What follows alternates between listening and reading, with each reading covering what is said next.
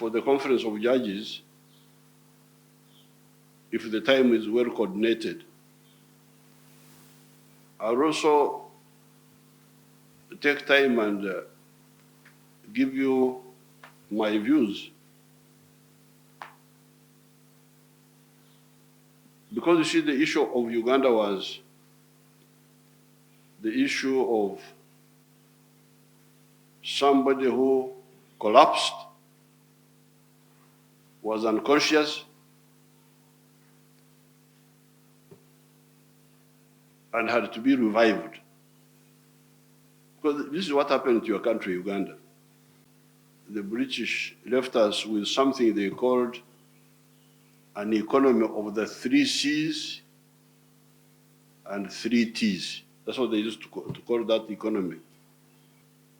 The 3 C's, it was coffee, copper, and cotton. Those were the 3 C's. The 3 T's were tobacco, tourism, and tea. So the small money economy, and that's what in the universities in the 1960s, we were calling those economies enclave economies. Economies which were like small islands.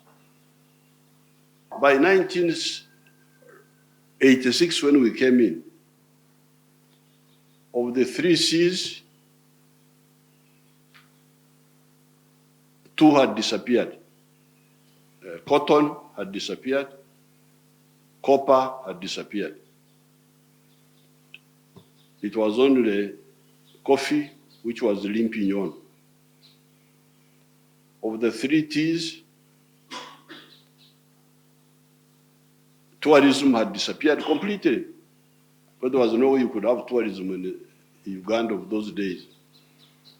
Then tea had shrunk.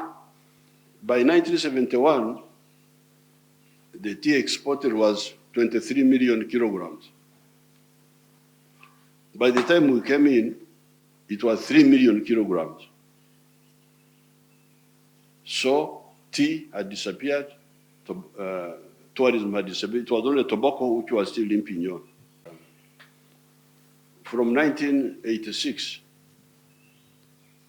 we have aimed at 4 aims. Aim number 1 was what we were calling minimum recovery. Let's bring back the old small island, the small island of the 3 C's, 3 T's. Number 2, let us expand it. Expand that small island and it came back fairly quickly. But thirdly, also diversify, because those British and our people who took over after independence, we are stuck to that idea of cash crops. Number 4, qualitative, bringing a qualitative renew economy. Economy based on knowledge. When you hear these groups like the Kira Motors, fabricating vehicles, the making vaccines, the pathogenic economy, that's now a new type of economy. No longer the other one of raw materials and so on. Propose is that I meet the CJ and the leadership of the judiciary. Then together we meet the Minister of Finance and the Speaker of Parliament. We all get together as the state, the whole state.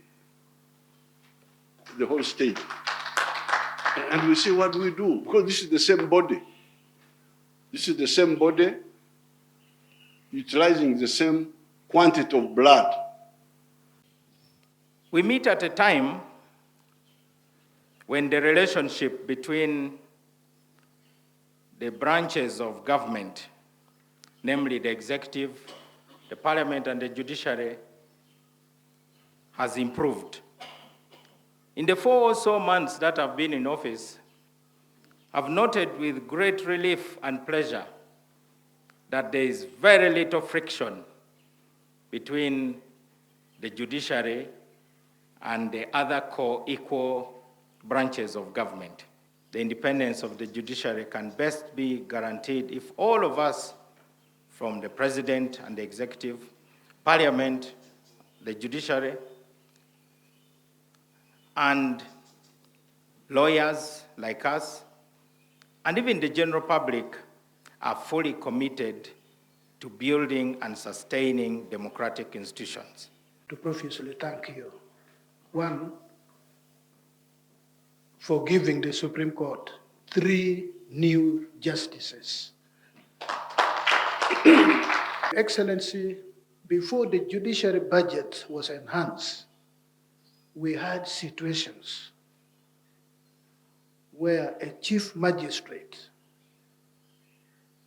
would take care of 4 to 5 magisterial areas.